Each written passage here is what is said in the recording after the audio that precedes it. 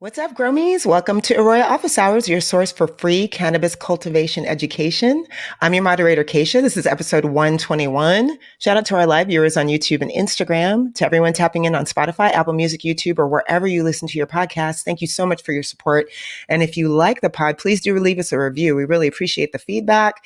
There's this QR code on screen. If you scan it, that is your opportunity to join Arroya at MJ BizCon. We'll be in the North Hall in the Cultivation Pavilion December 3rd through the 6th in booth 35023. Tap in now, take a screenshot for later to sign in for updates on the new innovations and other announcements we're going to be dropping at the show. You do not want to miss out on this one.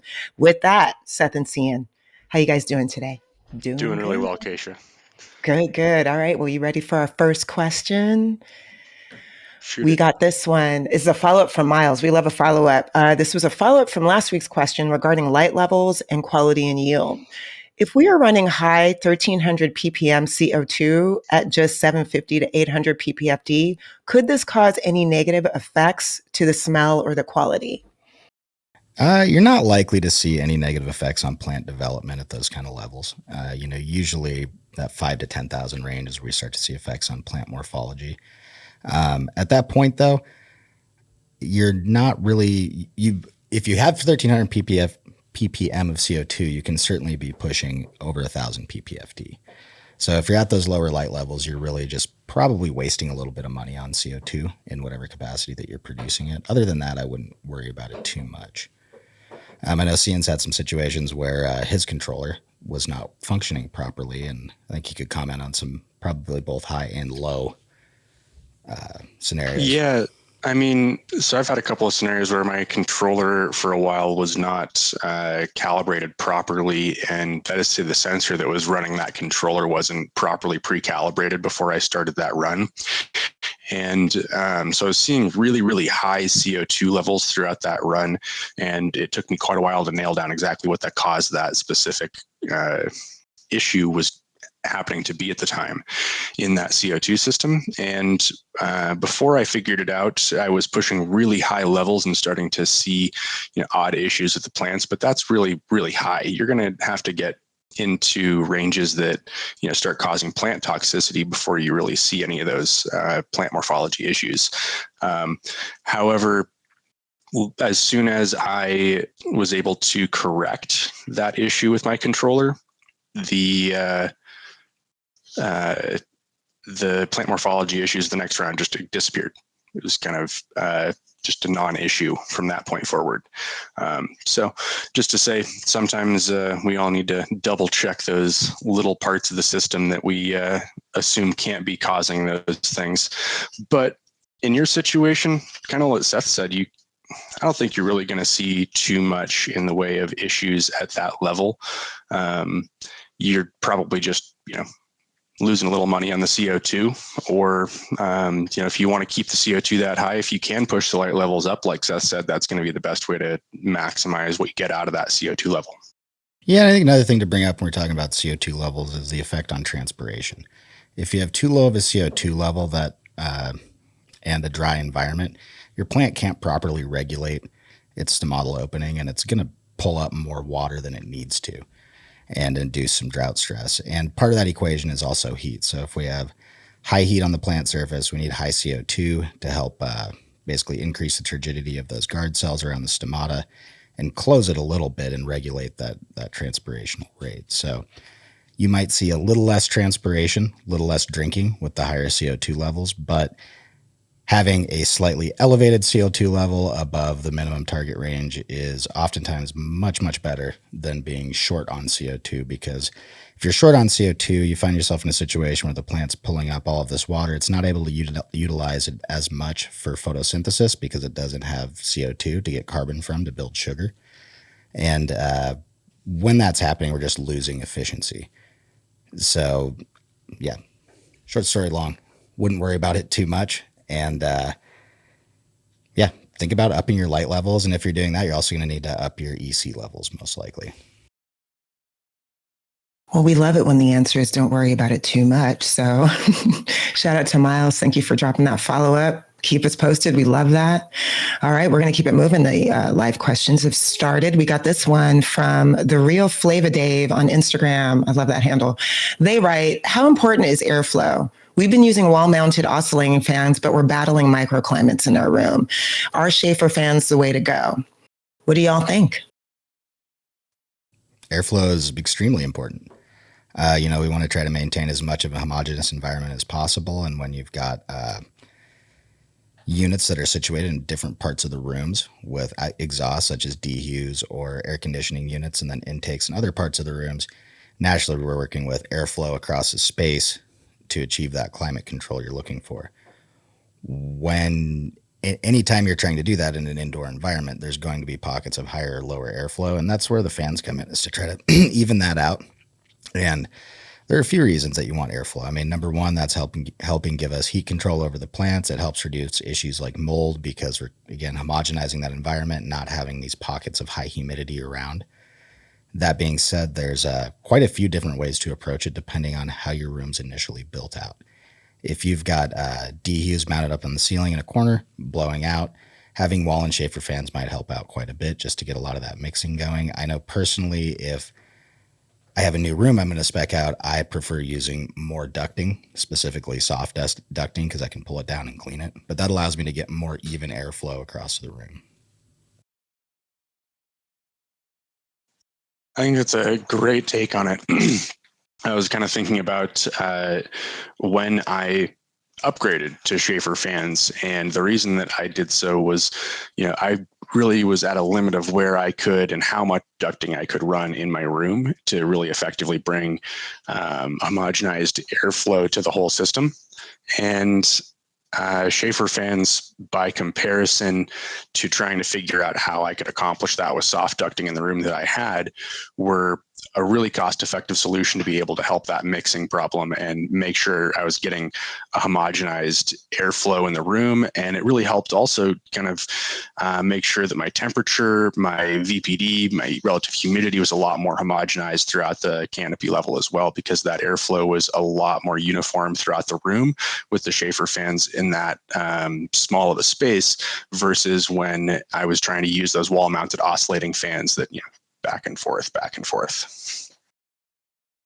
Yeah, nail it there. See, another thing I want to bring up with the Schaefer fans is it's also important to get that vertical mixing in the room, because we do have a temperature gradient anytime that you have, like laminar horizontal airflow. There's going to be warm air up top, cool air on the bottom, and also included in that gradient are issues like CO2 falling to the bottom of the room. So if we want to get that CO2 up to those plant leaves, often we're on top of anywhere from a 1 foot to a 3 foot elevated table. Those leaves are way up at 5 or 6 feet in the air. We've got to get that air mixing happening in the room to make sure everything's even, because when you look at, like, let's say even your Arroya climate sensor, but any climate sensor you have out there, or something like a humidistat, it's going to respond to the gradient that it's placed in. So if you're trying to achieve humidity control, for instance, you want to make sure that the room is as homogeneous as possible. Otherwise, you might be treating for humidity at a very specific level.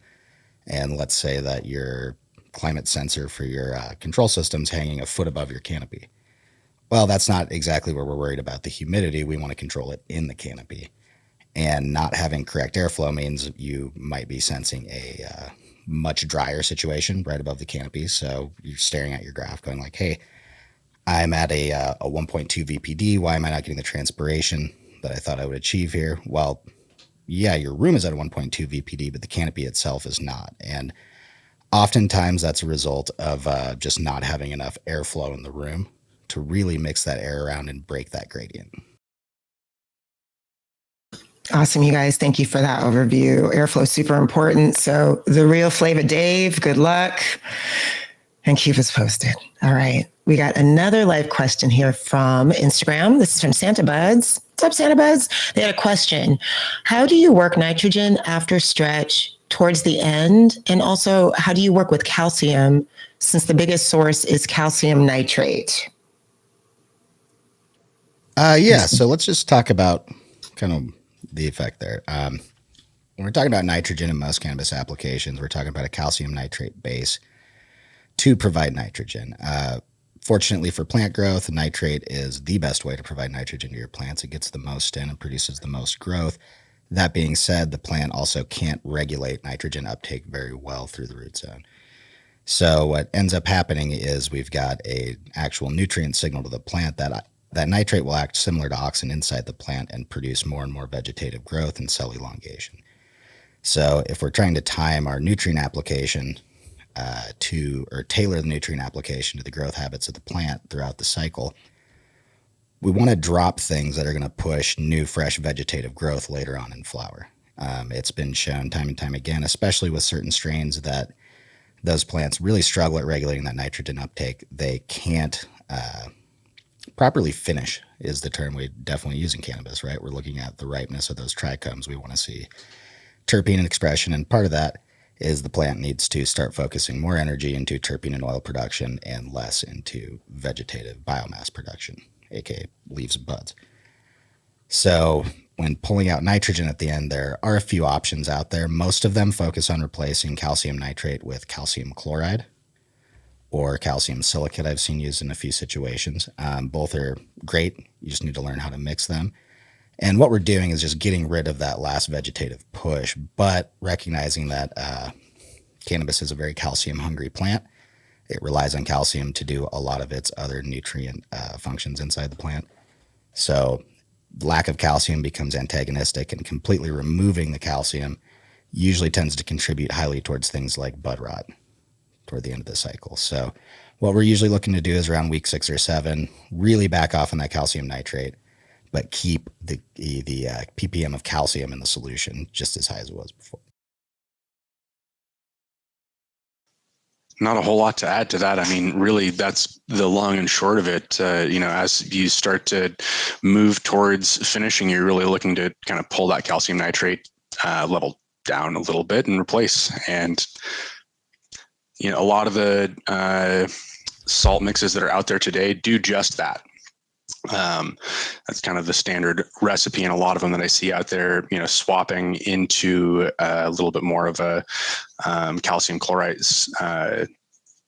mix towards that end of your flowering spectrum. Yeah, and that's why we see, in some of the older formulations that existed pre-commercial cannabis, and then, some of the more advanced ones now, the single flower formula kind of came about as an easy way to approach commercial production because, hey, that's been used with great success in many other commercial crops at large scale, and it simplifies the equipment requirements to irrigate thousands of plants. That being said, if we go ahead and look at most modern feed schedules, they are going back to a lower nitrogen ratio towards the end. And that is one way to approach it. One thing I like to do with any nutrient I'm looking at manufacturer, talk to them and see what they recommend for some of those plants. And you might find, just changing that ratio up at the end and really backing off on the nitrate to the point where you have enough calcium, but you're not overjuicing the nitrate, really does help out quite a few strains. And if you haven't been running a higher EC the whole time, a lot of times we can kind of, I'm not going to use the flush word, I guess, because that's bad, rinse that EC down a little bit over those last 2 weeks with a lower feed EC, especially if you have some root zone monitoring. You can start to see when that EC is spiking overnight right before your dry back. And watch that EC line. We can usually identify when the plant is starting to feed less and less because that EC is stacking up much easier. The plant's just not pulling as much salt out.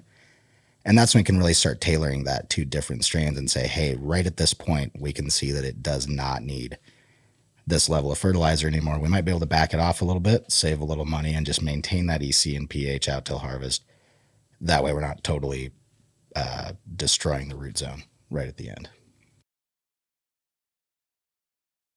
Thank you guys so much for that. And I actually have another question that was posted that relates to this very topic. So let me go ahead and bring this in. And Santa Buds, good luck. Thank you so much for your question. This one came from Dwayne. So they wrote, so it's understood now that nitrogen should be lowered or removed for the last few weeks. Are there any other changes that should be made, lowering the ratios of other elements? Should magnesium, sulfur, etc., remain at mid-flower levels and ratios? I'm going to say yes and no. We see plenty of good results without changing that. That being said, there are plant nutrition experts out there that would argue much harder than me that changing up those ratios is important at the end. One thing that's important to remember, though, is we are putting plants, even though cocoa looks like soil, this is generally a fully hydroponic system. We're controlling everything that we're giving to the plant. That being said, as that plant starts to senesce and slows down in that nutrient uptake, it's actually selectively uptaking what it needs. And that's part of why we can stack up EC, right? Like we can put in more than the plants need. It can stack up in that solution. And the plant's going to take out as much as it needs every day. And we're just replenishing that greater stack in there to keep it in line. So as much as altering those ratios can help, and like I said, I am not the foremost expert on plant nutrition specifically. If everything else is in line with your environment, your irrigation strategy, you're maintaining pH, again, the plant's going to take up what it needs, and to really, really dial like, hey, what's it taking up? What's it not? And what would be the effect of cutting lower on certain ratios? Tough to say. I personally wouldn't experiment with it too much in a commercial setting. And that's why, we're seeing a lot of growers out there adopting a little R&D room, having a small, 1 to 2 bench room, let's say 24 to 50 plants that you can easily test out something like this, especially if you can take the time to build out that room so it really mimics the rest of your commercial environment. You can start to play around with stuff like that without actually gambling a whole crop's worth of quality on it. Yeah, I mean, I would say I was kind of thinking a pretty similar thought about how that can be really overcomplicated at a certain point, trying to modulate some of those more specific nutrients in your feed towards the end. And I mean, could you? Sure.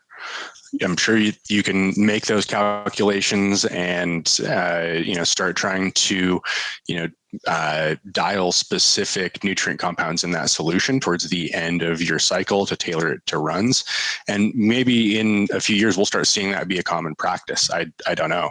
But at the moment, I would say that it could definitely be one of those situations where if you're trying to do that at scale, it can become a little bit more confusing in the SOP realm for your guys than can be necessarily worthwhile in the end.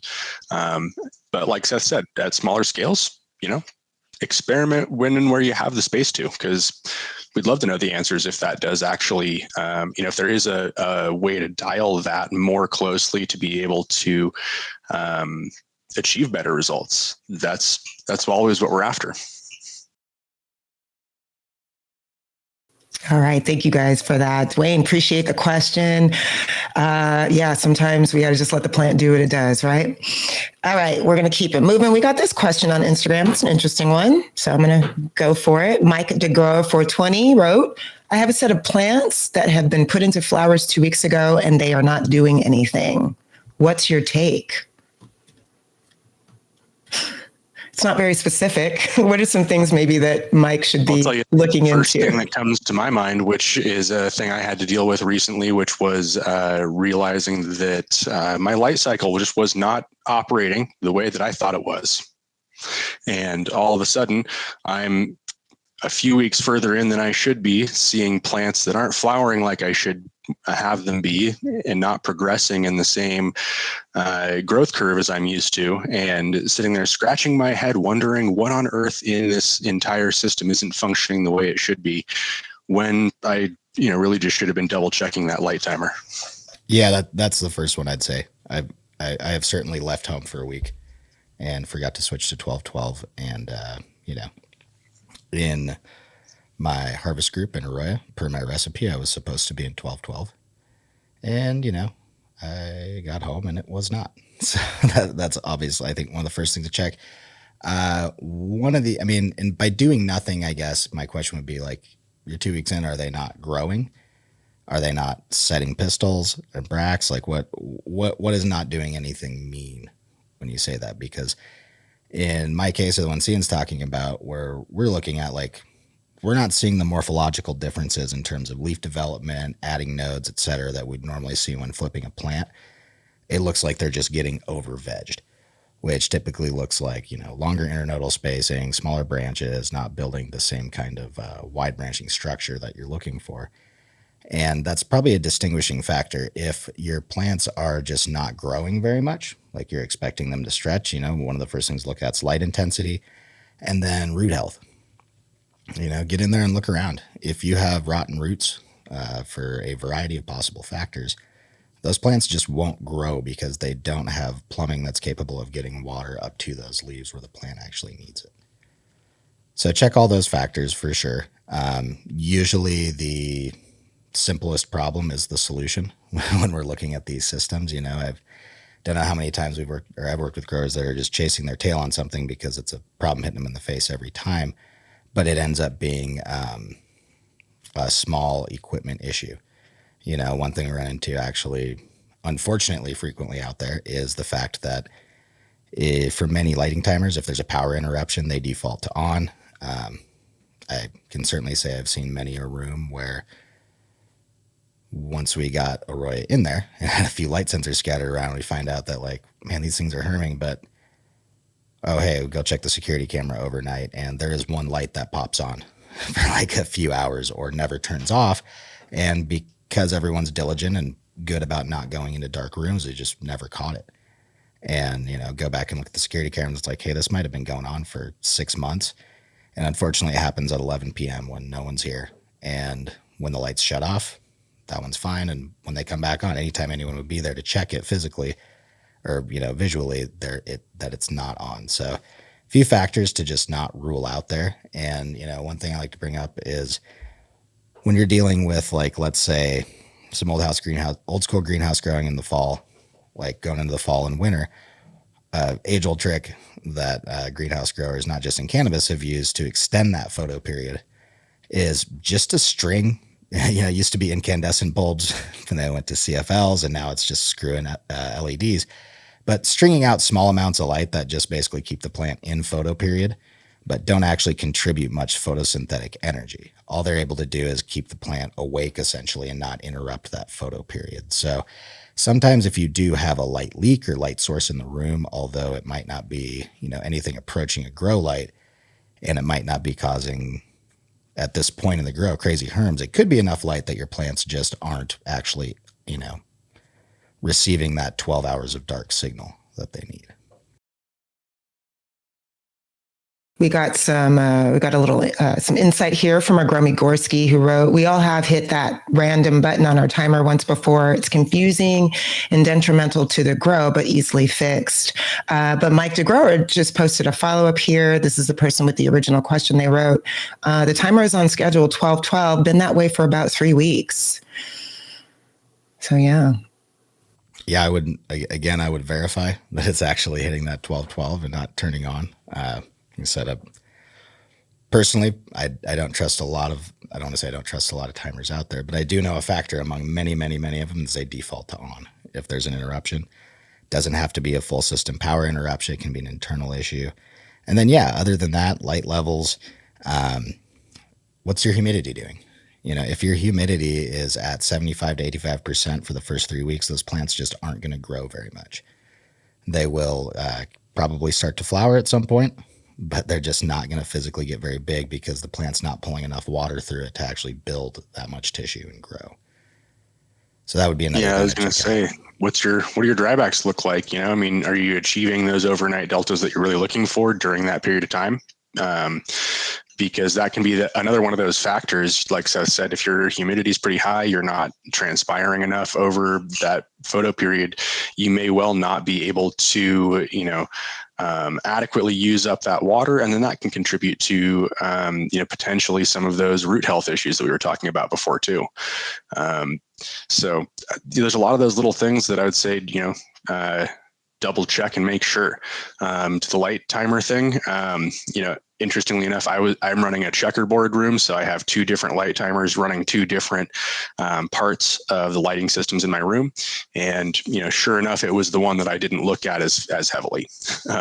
And to Gorski's comment, man, yeah, we've all hit that random button on the light timer before that leaves it on a little bit longer than we were hoping. But man, when you find it, you're really excited that you're able to fix it if you have caught that in time, that is. Yeah, there's a reason many greenhouse growers still use old school mechanical light timers. especially for their 277 plus volt stuff, because they're simple, they work. It's a physical switch with a spinning disc and a little trigger on it. Another thing to look for is just that general root health. You know, if you're hitting week 3 and your plants are just not growing, not doing much, go down, and this is a pretty crude drawing, but I like to get in there and just excavate, show the red area. If that blue is the stem coming out, I don't have a green marker. I don't know if it would show up very well on here, but I like to excavate right around this area, about 1/2 inch. Just pull it back with your fingers and start looking for any kind of little brown spots on the base of the plant to make sure that you don't have some crown rot going on right here. And then it's always a good idea, you know, if you're not, it depends on the pot size. If you're in like a 3 to 5 gallon pot, this other thing might be hard to check. But for most of us that are growing in like 1 to 2 gallon coco bags, or if you happen to be in rockwool or rockwool slabs, also very easy to check. You can just make a cut down here. An L-shaped cut on the corner, pull this little flap back, and see how your root penetration looks and how the tips of those roots look. If you're seeing any level of brown, there's brown squishy roots in there, or no roots at all, then we could be looking at a root development issue, and that can be related to a variety of things. You know, some of it can be related to water contamination in your feed water. You've got one of a variety of different bacteria in there that can start to cause root rot. Overwatering, just keeping it too wet too long, and inducing some bacterial infection in the pot. And also, you know, when we're talking about rockwool or coco, rockwool tends to be a little more precise in manufacturing. That being said, I've seen many examples of both where they actually arrive to the grower not necessarily bacterially contaminated or fungally contaminated, but they do have, like, let's say with the rockwool, there have been batches over the years from various companies that have a problem with the wetting agent that they use for initial hydration. Sometimes you get a batch where the pH comes out at like 3.8 after that initial hydration. Well, it's going to be hard to get a plant to root into that slab at 3.8. That needs to be, you know, rinsed out and corrected. And same thing with coco. You can get batches that come in at very low pH or very high pH. And with coco, specifically high levels of sodium. And if you're vegging in a pot like that, you don't necessarily get good root development all the time. And also in that time, it takes, you know, weeks and weeks sometimes to apply enough actual irrigation volume to flush out that sodium and start to correct the pH in that pot. So check everything, I guess, is the sad answer there, from your lights to your roots, and really, you know, get a broad enough picture to find the inconsistency there, because there's clearly something going on. And sometimes that involves also chasing it back into the veg room. You know, if you do identify that, hey, we've got some root issues. Okay, well, was that point of infection in the flower room? Or did these plants get severely overwatered in a veg room that's dirty? There could be quite a few issues there along the line. And some issues too, like hops latent. When you have high viral loads of that, there is a period where, you know, we've all seen the horror story pictures of like tiny leaves and right angled branches. But part of hops latent, and why it's called latent, it's not the only latent viroid in plants, is that it does not express itself at all until part of the way through that flower cycle. And most growers that I know that, you know, have HLVD sneak up in their populations typically start to notice smaller plants and poor run performance as a part of that discovery process, until they start to notice those right angle branches and small misformed leaves. And that's just HLVD. Again, there are other latent viroids out there. I mean, y'all gave them a great checklist for things to look through. So thank you for that. And to our grommy who dropped this question, Mike, wait a minute. Yep. Mike the grower, who apparently, oh wait, no, this is somebody else. Mike the grower, thank you for your question. But we also have the Real Flavor Dave, who asked a question earlier. They are watching office hours on their honeymoon. So wishing you a lifetime of happiness, but also some really happy, healthy plants. Very cool. All right, you guys, we're going to keep it moving. We're going to move on to VPD. I just got a question here, and we have another one that digs into this in a little bit more detail. But this is a question dropped by Jake on Instagram. They want to know, is it important to chase VPD numbers, or should you just let the environment do what it does? I mean, chase the number for sure. That VPD is, where it's really a good way to analyze that balance between temperature and humidity. And what we ultimately get out of that is understanding what it's like, how dry it is on the leaf surface, and how much suction the atmosphere is pulling on the plant. So if you think of a plant like a straw, there's always going to be some suction capillary action going up through it. How hard is the atmosphere pulling that up through? And also understanding that when the VPD in the environment changes, that vapor pressure deficit, the plant has to put energy into adjusting to that vapor pressure deficit. So as it gets drier and drier and drier, for instance, after we hit a point of usually around 1.4 or 1.5, going above that, and that also is going to be dependent on what type of lighting you use, because ultimately we're looking for a leaf VPD closer to that 1.2, 1.3, but air VPD is what we can measure easily. So that's why we look at 1.2 to 1.4 as a general rule of thumb until we get leaf surface temp involved. But more important even than hitting that exact value is maintaining a tight deadband. Because like I said, when that VPD number goes up and down, that plant's putting energy into opening and closing its stomata, and it has to burn sugar to do that. We want that plant to use as much of that sugar that it's creating to build cellulose, build tissue, and produce more buds for us. So, I've personally seen many examples where if we have let me just make a little drawing here, and I'm going to have to get a green marker for the next time. Let's just say we've got 1.4, or we'll go 1.6 up here, 0.8 down here. Here is our 1.3 right at perfection that we're looking for. Line out. This red will be the VPD, but if the deadband is going, let's say, from 1.6 down to 0.8, back up, and it's bouncing like that every hour, what we know is that inside of this 1.4 and 1.2 line is where we want to be for efficiency. So if I extend that line out,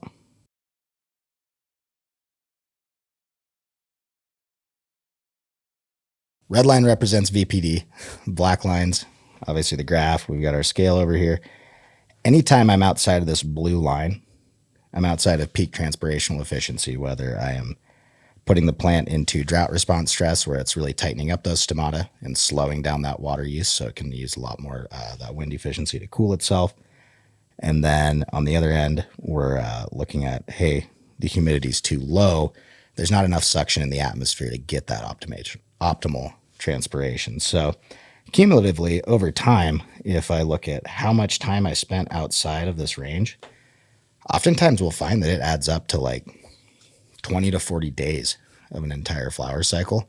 And if that's the case, a lot of times we're seeing quite a bit of a yield difference, genetics depending, some are less sensitive. But if you've spent, 30% of that plant's flower cycle outside of optimal range, you're not necessarily going to see a 30% yield reduction, but there is a noticeable impact in maintaining tight deadbands versus wide deadbands with VPD. And VPD also is a tool we use to balance where we're going to start to see things like mold infection. When you go below a certain temperature, usually about 70 degrees, between 50, 55, and 70, a lot of molds proliferate. However, they can only do that if there's enough available moisture in the air and this thing they're trying to grow on. Well, if we can maintain one of those parameters, like humidity, we can do that pretty easily. Now, the balance there, though, even with fungus, is that using that vapor pressure deficit, we can make a choice as to what that actual humidity needs to be at a specific temperature. So as that temperature gets lower, the potential for the air to hold humidity goes down. So it becomes the relative humidity goes up because we still have the same amount of water in the air, right? And if you drop the temperature too fast, that water is going to fall out of the air. We don't want the plants to get wet. But also at that lower VPD range, lower temp, higher humidity, that's where you see mold proliferate a lot. And you can use VPD. Generally, 1.0 is the rule I draw, which is, at 65, around 60. Oh, 1.0 is not 60%. It's still lower humidity, 50 to 55. But if you're seeing, If you don't have access to easy VPD, if you're at 65 degrees overnight and you're going above 60% humidity, there's a good chance you're going to start to see mold.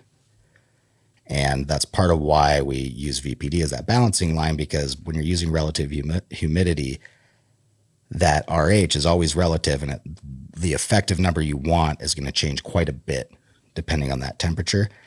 And we always have, what the set points are and then what's actually happening in the room. And you always want to go make sure that your set points are being achieved. And that's the other side of this, is oftentimes you'll find, like, right now I have my dehumidifier set at 40% to try to get me through the nights in my little room. And it can get it down to about 48, even though that set point's at 40. It just, guess what? It never turns it off. If I didn't have some other environmental monitoring, I might find that, like, if I had it set for 40, but I was only hitting 65 at night, I might be baffled as to why it's molding. Like, surely this is going to hit that set point. Like, no, if your dehumidifier is running, you're above what that set point is. And most basic control systems, and that excludes like some of the smart ones, what I'm talking about is having a dehumidifier with a humidistat on your wall, which is where a lot of us started. You're just not going to be able to, or you're not actually hitting the set points you hope you are. So you always want to go make sure that that's actually the case as well. Man, even with some of the control systems out there, I'd say that that's still a huge issue. You know what I mean? Making sure that what you're seeing in reality is actually matching the dead bands your sensor is sensing, and being able to make sure that you understand the relative difference that you're going to see between those pieces of equipment, because not everyone's equipment is going to be calibrated the exact same. And man, that's just one of those things, kind of like we were touching on earlier, double checking all of those little parts and pieces that go into the system. Because, there's so often that we find, especially I'll be first to admit, I find those mistakes made by me on a regular basis. So it's one of those things where, I really encourage people to double check as well, because, no one should be too proud to make sure that you did it just the way you thought you did. Oh yeah, my own grow, I'm lazy. I've lately, this last run, been not putting in nighttime set points for my humidity. It's like, let it run. It's going to be what it's going to be, and that's exactly not what you want to do. And the plants I'm pulling out of that room now look great. However, they're a lot smaller than they could be had I maintained that VPD range throughout the day. Looking back at my last run, without adjusting those set points, I ended up being out of range on VPD, mostly on the high end, which was not beneficial, for probably about 18 days of my grow at this point. And what that means is, for that amount of time, my plants just were not efficiently producing biomass or oil. And like I said, that's, I think, one of the values of data logging in general, however you can get it, is collecting that data long term and really starting to quantify how much these little tweaks have an impact on the entire flower cycle. That's a lot of that last, 10% of polishing to get 50% of your yield that we talk about. Great. Oh, yeah, go ahead, Cian. I was just going to follow up with, to circle back on your VPD question. Absolutely chase that VPD. It is a critical metric for making sure that your plant is breathing, basically, is the best way to put it. And it's a great way to double check those temperature and humidity metrics that you're using to try and modulate that vapor pressure deficit. So absolutely, Jason.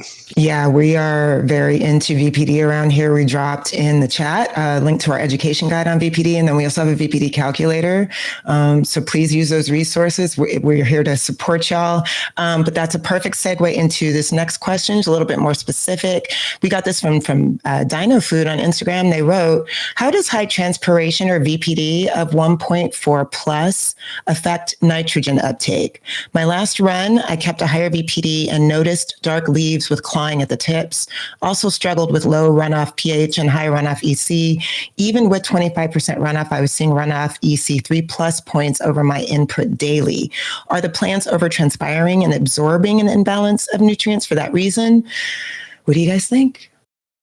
So as far as absorbing an imbalance of nutrients, you'd want some tissue analysis over time to really nail down that. As far as that 1.4 plus effect, that's where we see the leaves start to go into drought stress, a little bit like we were talking about earlier, where the stomata actually start to close and slow down transpiration. That being said, if you don't have enough CO2 in the environment for those stomata to do that efficiently, they won't close as much as they should. And that's when we actually will get that overtranspiration where that water's going through the plant and the plant's not actually using as much of it as it should to be able to build sugar in tissue. So in terms of nitrogen uptake, it can slow it down a little bit. And when you're seeing the clawing on the tip of the leaf, a lot of times that is a symptom of high nitrate levels.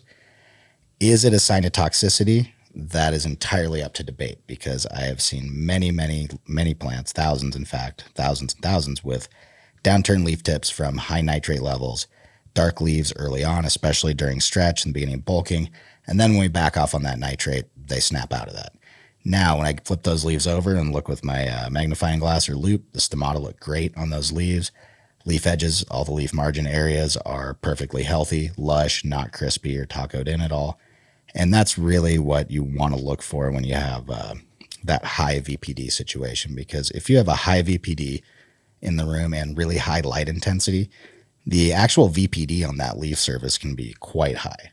And plants can adapt. You know, if we're running a really high VPD, let's say like 1.6 to 1.9, even up to like 2.4 for most of the plant's life cycle, even go back into veg, what we'll see is smaller leaves on the plant. They actually develop thicker tissue. The leaves are noticeably thicker. If you rub them between your fingers, they have a waxy surface, almost not quite like a cactus, but they're fairly waxy. And that's an adaptation to actually deal with that high VPD.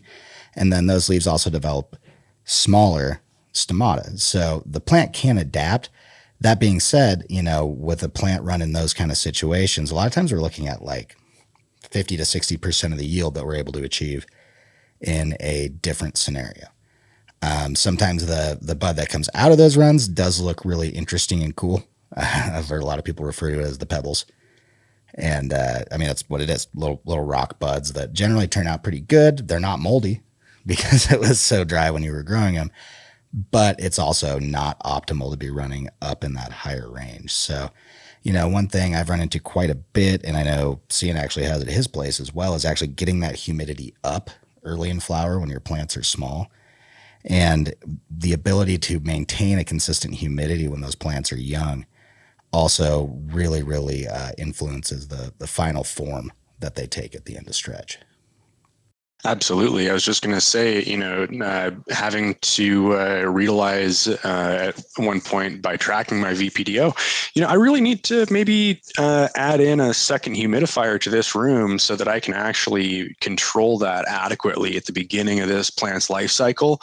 And, you know, I mean, as soon as I'm into my flower stage, that's getting changed, but those first few weeks, if I'm not keeping that humidity at a level that the plant really can use and that makes the transpiration effect work, that can be really rough. Yeah, look at this question too. You know, even with the high runoff, when you're seeing EC above what your daily input is, you know, conventional wisdom, the plant's not feeding. I would love to have a substrate sensor in there to see what the EC does throughout the day as that plant's drying back, and kind of figure out if that plant's reading or feeding in an irregular way. And oftentimes, if it's feeding in an irregular way, that's generally related to pH. And what I often find is when I'm running into a low runoff pH situation, that, you know, usually is when I've been running, like, let's say a 3.0 and restricting EC to try to build up, or restricting runoff to try to build up that EC. Let me see here. What you didn't provide was your input EC, and again, seeing that substrate EC, because if you've got a low substrate EC, as that plant feeds throughout the day, it's going to pull that pH down very quickly. Whereas if you're able to feed at a higher EC, oftentimes you can stack up more salt in the substrate. And if you have a higher amount of salt for the plant to pull out of, or ions specifically, more specifically, for the plant to pulling out more and more negative ions, if you have more total ions, you're not altering that positive and negative ratio nearly as much. And like I said, often we see like plants that are run in the like 3 to 4 range is as high as they've been able to stack it up healthily. We'll see a much quicker shifting pH. Like usually if I can get my plants stacked up under 1,000 to 1,100 ppfd, feeding at a 3.0 or a 3.5, I might see that at pH difference from input to runoff be, input 5.960, runoff pH 5.6, 5.7. That's usually pretty typical of a healthy feeding plant. Now, if I restrict that runoff, I might see that, hey, 3 or 4 days later when I try to get that runoff pH is way down at 5.4, 5.2, or if it drops below 5.0, 5.1, that's when we see serious deficiency across the board. So all of those factors are important to keep in mind. Any one of them can definitely affect plant health quite a bit. As far as high VPD and feeding, though, the high VPD is usually more of an efficiency issue than a feeding issue. As like I said, when the plant's in that situation, it's generally using that water to cool itself more than it is to photosynthesize. So right back to the VPD question from earlier, that's part of why we want to keep it in that optimal range. Yeah, I feel like this, the theme for this episode is really just kind of like crop uniformity. I love it. These questions have been awesome. So thank y'all for asking them. I'm going to move on to this one from Mighty Mouse on YouTube. Feels very much on topic. They write, is there a specific danger zone outright for humidity if our low temps are beyond our control? By beyond your control, meaning you can't control how low it gets, like an unheated greenhouse? Guessing that must be what's happening. I'm gonna assume that if you can't control the temps, then your only option to control humidity would be a dehumidifier of some sort, right? Part of the problem though with that is the efficiency of your the ability of your dehumidifier to efficiently pull moisture out of the air also depends on the temperature, because dehumidifiers work by heating air, blowing them out, and it cooling off. If that dehumidifier has to work harder to heat that air up a certain amount to be able to pull that humidity out, they're not going to be able to do their job. And, that's part of why we see, some fancy things like reheat systems where we've got a dehumidifier feeding an air conditioner sometimes, or a heater feeding an air conditioner. But the reality in a situation where you don't have a whole lot of temperature control, sadly, is that burning gas inside your greenhouse and increasing that temperature is usually the most efficient way to actually deal with that humidity issue.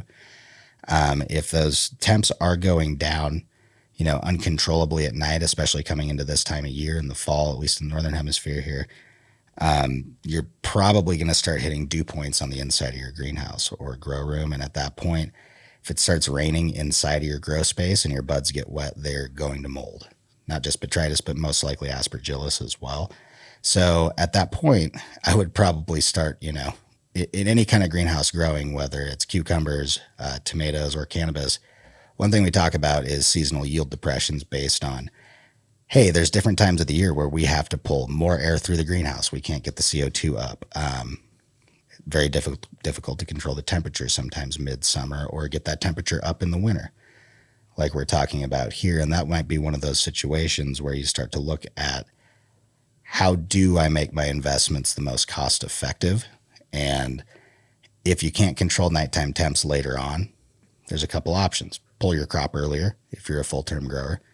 Start looking at strains that will ripen up better for you, rather than second week October, third week of September. If you're in that same situation, adding a light dep routine to try to shorten your run up and get it in earlier in the fall. My vote is, at least in my greenhouse growing experience, I close everything up and crank the heaters. Take advantage of the fact that I'm burning some gas, get some CO2, get some heat in there. A couple degrees of heat control can influence VPD in a very, very large way. I have growers that I'm working with that have actually kind of figured out a fun trick in dealing with their VPD limitations or their dehumidification limitations. We've been able to dial it to where they can actually bring the temperature down, not all the way to 65 in the room. We can go, hey, at 65, you're at 63% humidity. That's not okay. We're probably going to be seeing some bud rot, some different issues. What we found, though, is a nice little handy-dandy trick, taking it down to only 68. Completely solved the VPD issues. That put them from, 0.9 up to 1.1. Just 3 degrees difference. That was perfect. What else happened? Increased airflow in the room. And now we actually got a plant surface temp of 65 instead of 68, just because we have that transpirational heat loss or evaporative heat loss when the wind blows across the plants.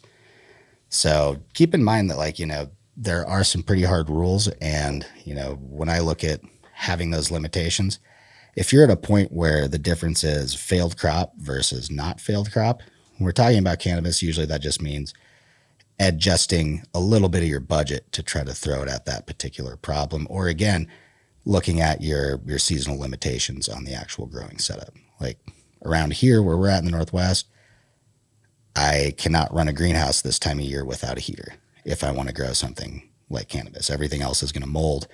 If I don't have a heater, I'm getting out some straw bales and I can store fruit cuttings or fruit tree cuttings and all kinds of other stuff in there for the winter. But without the heat control, it's going to rain in there pretty much every night from now until next July.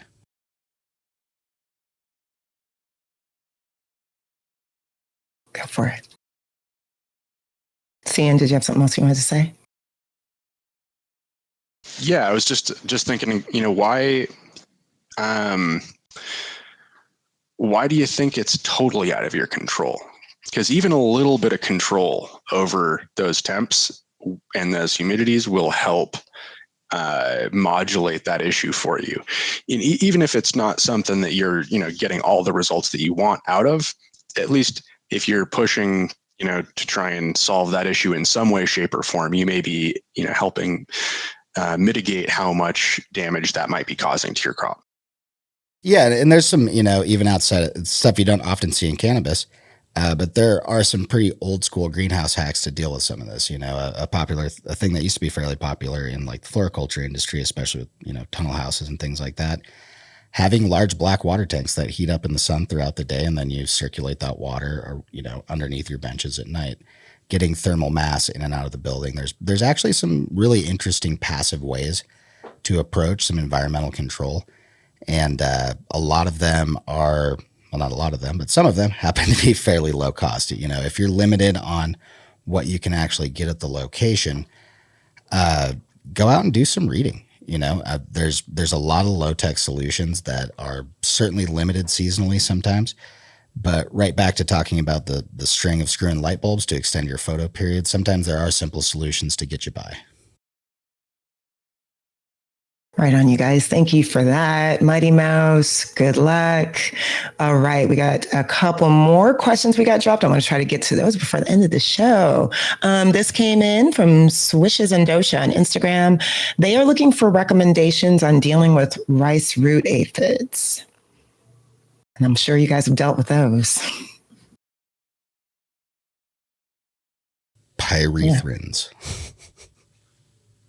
Yeah. When we're talking about root aphids, any kind of root aphid, there's basically one thing that comes to mind. Number one, don't ever bring soil or media into your grow. Start there, really hammer down on your biosecurity, learn from the fact that you got them, and don't do that again. If I'm going to go bring cuts into my space, we can't all go to the facility and get our own cuts, but I will ask for unrooted cuts because I can dunk, sanitize, recut those, and make sure that I'm not introducing any pests or pathogens into my environment. Obviously, short of getting them viroid tested and quarantining them that way, and a quarantine is a good idea. But beyond that, things like pyrethrin drenches, Beauveria bassiana, and really nailing down your biosecurity protocols. I know in my experience dealing with root aphids, the end result was to finally make the call that we were going to quarantine some things and nuke out the mom room. Because guess what? That was the only part of the facility we could never empty out and clean, and that's where they were harboring. They were surviving in there because the room was never fully empty. We'd take some plants out here and there, do some root drenches, all that normal stuff, but you've got to isolate and have strong biosecurity protocols. So when you're dealing with something like that, number one, go look for the source of the infection. Oftentimes it's the moms, as they're, again, in the facility the longest, and that room's never empty. And then, being able to go, okay, we've nuked that room out. Next part of the process, veg room. Not everyone can empty their whole veg room at once. That's going to be a challenge, but that's what you probably need to do. And then you're not going to abandon your current flower crops because you have root aphids. Not many people can take that kind of financial hit, but having very hard biosecurity protocols where, top down, I don't care if you are the DOC, if you're the fertigation lead, the head grower, whatever, if you have been in a certain room, you never go into a younger room, period. And then also, have biosecurity just devices around, PPE, make sure people are swapping things out. Make sure, you're saving those high pest pressure rooms for the last room visited of the day, and get everyone in the facility on board with the fact that, like, hey, I know you're our maintenance guy. You really want to go into this room to work on this fan in the morning. That's going to be easier for you, but like, you can't do that. You're going to have to find something else to do for the next 4 hours until you can go in there last, and then you can go home. You're not allowed to go anywhere else in the facility. And I think that's kind of the hardest thing to really get around to, because a lot of different cannabis growing facilities are, there's a good amount of very large scale ones out there at this point, but there are just a massive amount that are firmly in the small business category, where they have like less than 20 employees and maybe only like 5 to 10 people in cultivation. So, for me, that means two good but conflicting things. The good part is oftentimes you have a better sense of community, good team building, and you're able to make your people very multi-talented inside of their job, right? Like if you only have 10 people on cultivation, give it a year or two, and almost everyone's kind of a jack of all trades, because there's been people out, like everyone's been working closely together, solving these problems, which is awesome. But that also makes it really easy for, like Jason and I worked at the same spot years ago. Makes it really easy for me to text Jason and be like, hey, I want to go home early. Can you just check my room? When, hey, he's responsible. You got to say like, no. Don't you remember? Like, we got root aphids in there. No one's going in there until like you're the infected one for the day. You get to go in there and go home, and that sometimes is kind of difficult when you have a small crew of people who are all motivated, work together. Everyone likes getting everything done and helping each other out. And yeah, at the end of the day, with the root aphids, biosecurity, pyrethrins are always good. Bavaria bassiana, another one.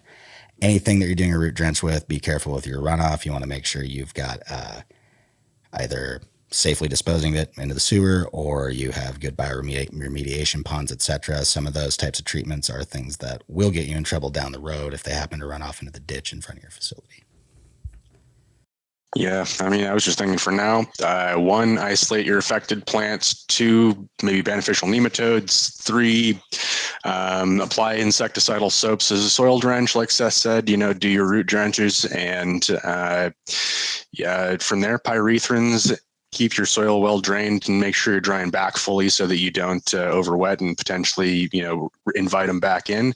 And as much as you can, man, tighten down those IPM strategies, regimens, and your ability to try and, separate the spaces, because those things move quickly, and it is no fun trying to battle them once they're entrenched.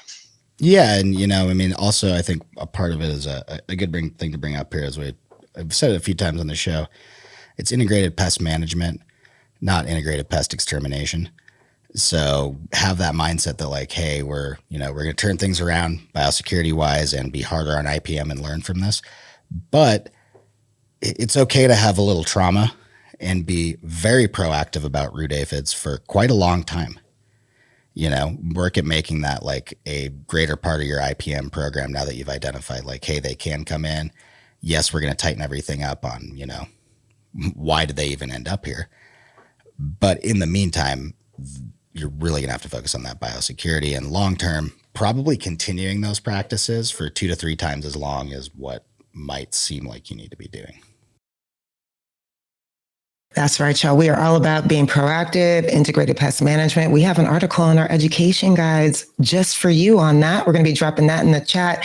And then our Gromy Gorski co-signed, wrote, hopefully if you have a good facility, you have new scrubs in a shower. If you want to change rooms, standard PPE is a new set of scrubs each room. So Be proactive. It's worth it. And I will say, if you run a sizable facility or even a small one, Gorski here is saying, like, locker rooms are a huge one. If you can get people to have a really solid separation between work clothes and not at work clothes, that's huge. And as an employer, you kind of have to provide the space for them to be able to do that and do it comfortably and safely.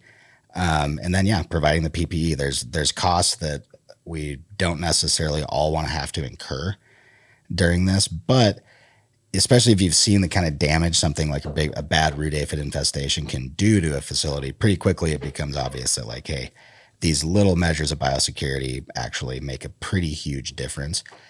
Because especially when we're talking about, cannabis related pests, there's a lot of overlap between pests and almost every other form of agriculture and cannabis. However, not all cannabis growers are in heavily cultivated areas for other things. So, if we're looking at like where Acacia lives in the Bay Area, if I talk to someone there that has, 2 spotted aphids or some cannabis aphids, it's like, that didn't just wander in. That came in on someone's shirt or, from their home grow a lot of times when we're talking about cannabis growers, because a lot of us are passionate and grow at home too. So that's why sometimes, you just have to, like, again, the investment in the locker room, the air showers, scrubs, right down to buying your employees shoes and just saying, hey, these come in the facility in a box and they never leave the facility ever. Only in a trash bag do they leave here.